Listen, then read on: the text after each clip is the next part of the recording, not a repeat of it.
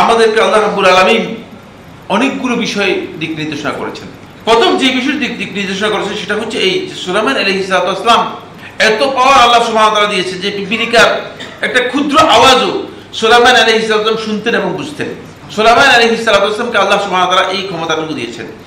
ক্বালাত নামলাতুন, পিপীলিকা যে বলল, এই ঘটনা থেকে প্রথম যে শিক্ষা সেটি হচ্ছে আমাদের জন্য, দেখেন একটি পিপীলিকা শুধুমাত্র এতটুকু ভূমিকা পালন করা যে তোমরা তোমাদের গর্তে ঢুকে যাও, এর কারণে সমস্ত পিপীলিকারা সবাই বেঁচে গিয়েছে।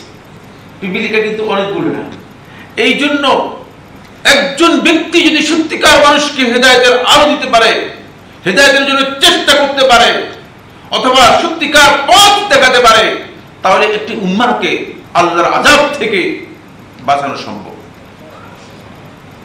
এই শিক্ষা এখান থেকে পাচ্ছে। মুহাম্মদ সাল্লাল্লাহু আলাইহি ওয়াসাল্লাম একক দাওয়াত শুরু করেছিলেন, কিন্তু যেদিন তিনি বিদায় হজের ভাষণ দিচ্ছিলেন সেদিন তার সামনে উপস্থিত ছিল 1,15,000 সাহাবী, যারা বিদায় হজের রাসূলুল্লাহ সাল্লাল্লাহু আলাইহি ওয়াসাল্লামের সামনে উপস্থিত ছিলেন। একজনই দাওয়াত শুরু করেছেন, নাকি আরো কয়েকজন ছিল সাথে? একজনই শুরু করেছেন। কিন্তু আজকে আমরা সেই ভূমিকা আমরা পালন করি না, সে অবস্থান আমাদের নেই দাওয়াতের ক্ষেত্রে। ফলে একজন ব্যক্তি যদি সত্যিকার তিনি দায়িত্ব পালন করেন, তাহলে তার দায়িত্ব পালনের মাধ্যমে তার সম্প্রদায়, তার জাতি সত্যিকার ভাবে হেদায়েত লাভ করতে পারবে, সত্যিকার ভাবে সফলতা লাভ করতে পারবে, সত্যিকার ভাবে পরিত্রাণ এবং মুক্তি লাভ করতে পারবে।